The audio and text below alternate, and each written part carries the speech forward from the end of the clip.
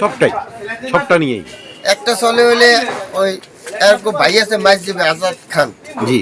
হে মকবুলের দ্বারে জমি বেচছে। আচ্ছা বেচার পর হেডেলে একটা মামলা চলে, জানেন মামলা কত দূর সেটা জানি না, এটা চলে। আচ্ছা আর একটা হইলে এই বাড়িটা হলে রসুল আলীর। জি রসুল আলীর ওয়ারিসেরা, রসুল আলীর ছেলেপান নাই, ছেলেপানের নাই দেখতে রসুল আলীর গুণে আছে, গুণও মারা গেছে। আর ভাগ্যেরা মানে এরা ওয়ারিস দাবি করে হারা একটা মামলা করছে। আচ্ছা এখন নামে কাগজপত্র আছে রসুল আলীর নামে।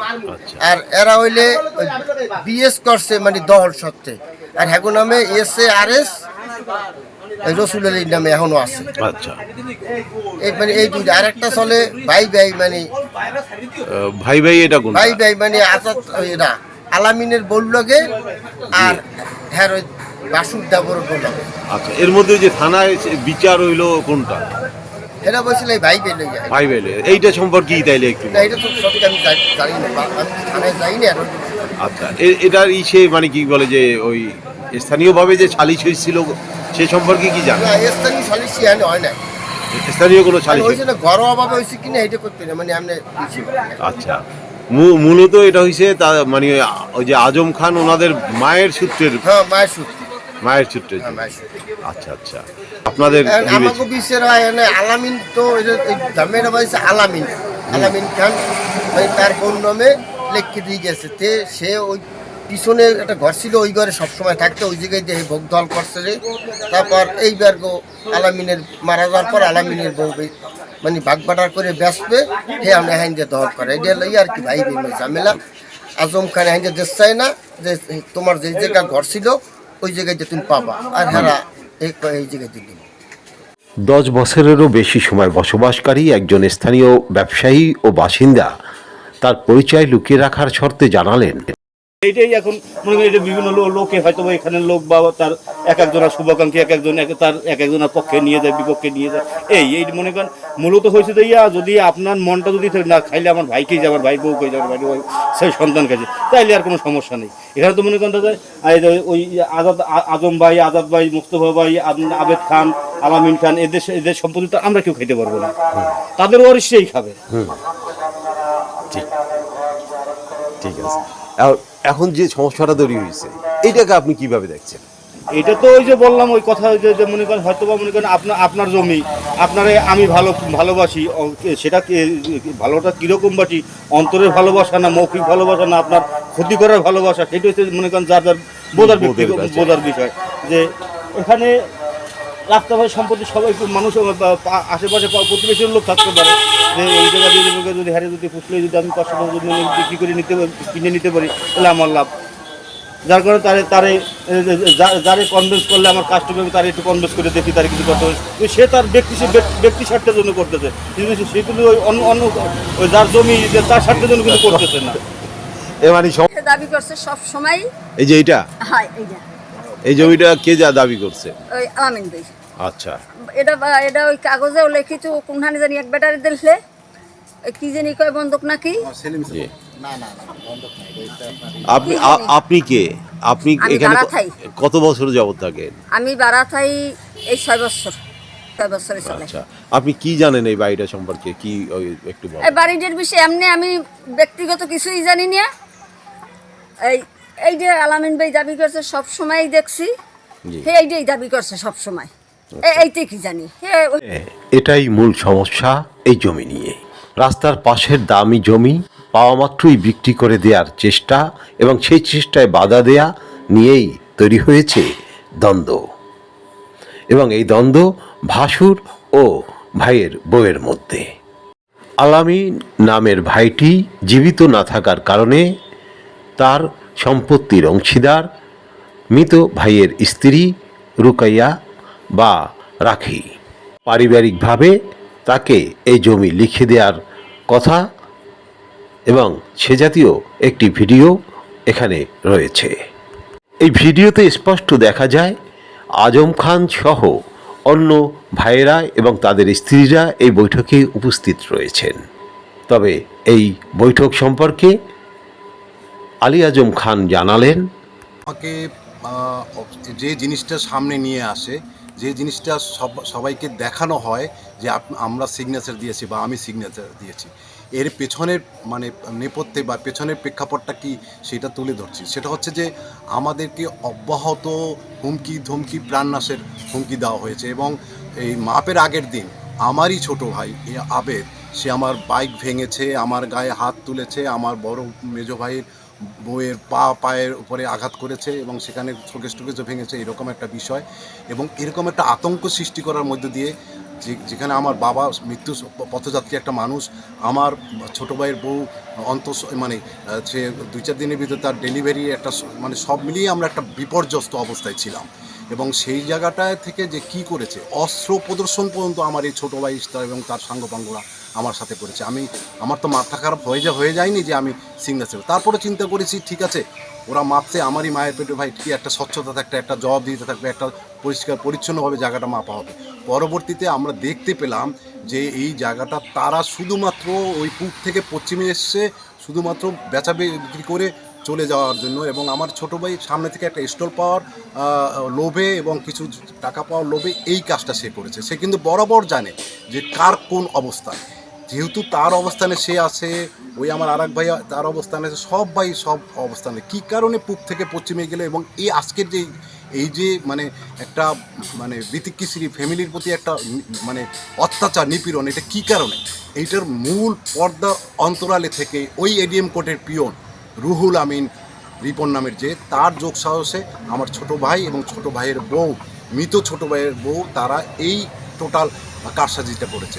শুধুমাত্র ওই অভিলাষ, শুধুমাত্র ওই বাসনা যে ওই জায়গাটায় একটু দাম বেশি পেয়ে তারা বের হয়ে যায়। ওটার দাম কীরকম? ওটার দাম আনুমানিক হয়তো 12-10 এরকম হতে পারে, আমার ঠিক সেটা জানা নাই। আর সেটা হচ্ছে কত দিয়ে কিনছে এটা কি জানেন? কত দিয়ে কিনেছে আমি জানি না। ইন দি মিন টাইম সে সবার কাছে বলেছে যে এই রিপন বলেছে আমি 60 লক্ষ টাকা দিয়ে কিনেছি। আমি কথা হচ্ছে যে এই আমাদের মায়ের প্রপার্টিটাকে আমরা সুষ্ঠুভাবে বন্টনের চেষ্টা করেছি এবং সেখানে তারা যে কেন প্রথম থেকেই তারা থাকেনি এবং আমাদেরকে অব্যাহত 145, 188 এবং চাঁদাবাজির মতন ঘিন্ন মামলা আমাদের এই পরিবারের ভিতরে দেওয়া হয়েছে। তার পেছনে অন্তরালে ওই ষড়যন্ত্রকারী এবং ওই লোভী ওই এডিএম কোর্টের ওই রুহুল আমিন রিপনই ছিল। পরে অনেক পরে এটা মানে জনসমক্ষে প্রকাশ হয়েছে। রাসেল, এগুলো কাটতে আসো না? হ্যাঁ, এই জায়গায় বাটোয়ারা মামলা হয়েছে তারপরও কাটতেছো? রাসেল, তুই বহিরাগত না, তুই এই বাড়ির কেউ। তোরা এসে যদি এরকম করো, তোরা এই বাড়ির কেউ। বদলা, তুই তো বদলা হিসেবে তুই তো গুন্ডা হিসেবে আইসো না? তুই এটা পারো? তোরা বদলা তো এই জায়গায় মামলা চলতেছে, তুই জানো না? হ্যাঁ, বাটোয়ারা মামলা এখনো চলমান, চলছে সালিশ বৈঠকের আয়োজন। এরই মধ্যে জমি কিনেছেন এডিএম কোর্টের একজন অফিস সহায়ক, যিনি 60 লক্ষ টাকা দিয়ে 5 শতক জমি কিনেছেন। জমিটা আমার কাছে বিক্রি করার প্রস্তাব দেয়, এলাকার লোকজন মনে করেন কেনার জন্য গেছিল, সবাই ওনাকে মনে করেন ন্যায্য দামটা দেয় না। তখন আমার বলছে ভাই সবাই তো আমার ঠকাইতেছে, আমি মহিলা মানুষ পাইয়া তো জমিটা আমি বিক্রি করবো। তখন আমি বললাম বিক্রি করবেন কত, সে একটা দাম বলছে, তা আমি ওইটা রাজি হয়েছি। এখন বলছি যে আপনাদের ওয়ারিশের সম্পত্তি, তা আপনারা ভাগ ভাড়া করা আছে, টেস্ট মাপও করা আছে। তা আমি টেস্ট মাপ দেখছি, জমি দেখছি, তাদের জমিতে দলিল মূলের মালিক সে, মিউটেশনও আছে, সেক্ষেত্রে আমি এই জমিটা কিনছি। আর সে এখন পরে শুনি সে বাটার একটা মামলা দিয়েছে এবং বাটার মামলা যদি মনে করেন রাখি শুধু যদি না পায়, এই প্লট পায় না অন্য প্লট পাবে, তাহলে তো সেই প্লট আমারও চাইতে হবে। তাই 7 ভাইয়ের বন্টনে 7 ভাই 1 ভাই সামনে দিয়ে বিক্রি করছে ভালো দামে, সেতে আজম তার বিরুদ্ধে কোনো কিছু অ্যাকশন নেয় নাই। দ্বিতীয় ভাই আবেদ থাকে এখানে রাস্তার প্লটের সাথে, তাতে কোনো সমস্যা নাই। আর আজগরের ওয়াইফ তারে দেশে রাস্তায় মেইন রোডের সামনে দিয়ে, তাতে কোনো সমস্যা নাই। ছোট ভাই শালগড় নেছে, ঘরসহ নেছে, তাতে কোনো সমস্যা নাই। আজাদ ভাই যে প্লট নেছে তাতে তার কোনো সমস্যা নাই। শুধু সমস্যা কি এই মহিলার, তার স্বামী নেই সেই জন্য, তার পক্ষে কোনো লোক নেই সেই জন্য আমি কিনছি, সেই জন্য এরকম করে এলাকার মানুষ এবং এই আজম। আমরা এটা সুষ্ঠু বিচার চাই। সে বন্টন মামলা করছে, বন্টন মামলা যদি সবাই যেভাবে যাবে ওই রাখিও সেভাবে যাবে। এ বিষয়ে আসলে আমাদের আর কোনো কথাও নাই। মৃত ভাই আলামিনের স্ত্রী রাখির পক্ষে কথা বললেন তার জমির ক্রেতা রিপন।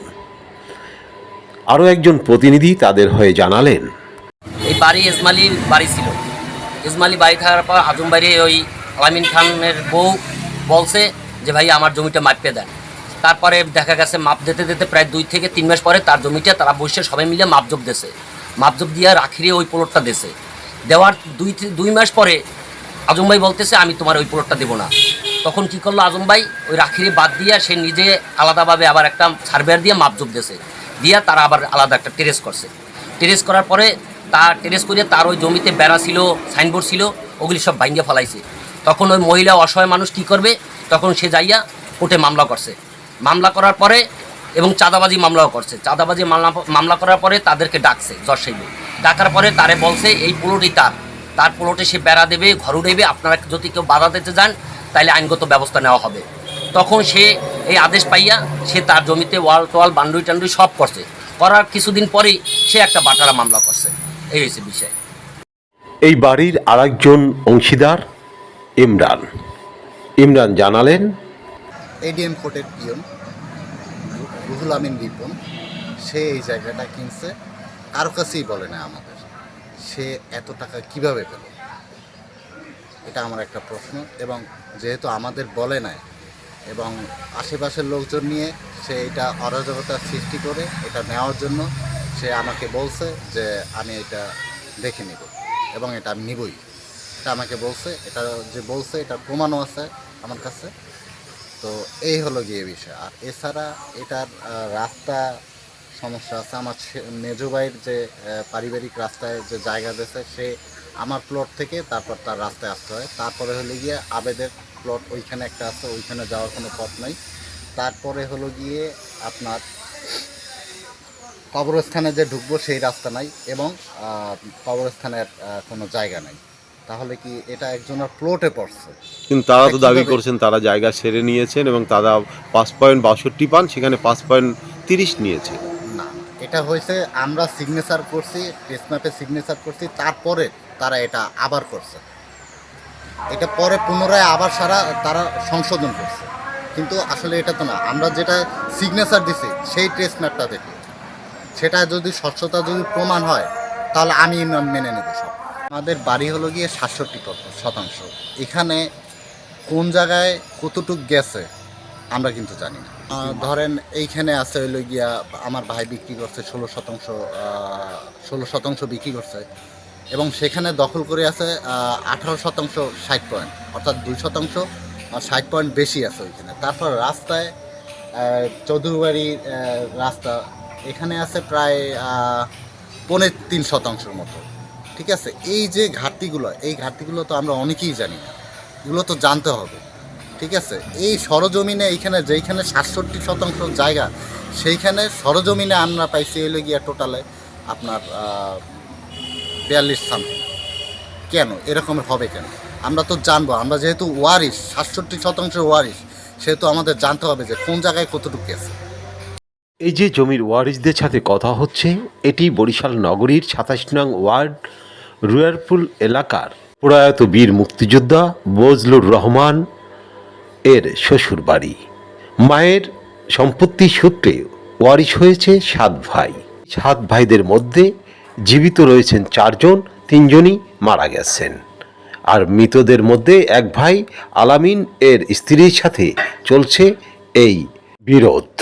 মৃত আলামিনের স্ত্রী হিন্দু থেকে মুসলমান হওয়ার কারণে তার প্রতি এলাকাবাসীর সহানুভূতি। যদিও এই রাখি পুনরায় তার হিন্দু ধর্মে ফিরে গেছেন বলে অভিযোগ এই পরিবারের।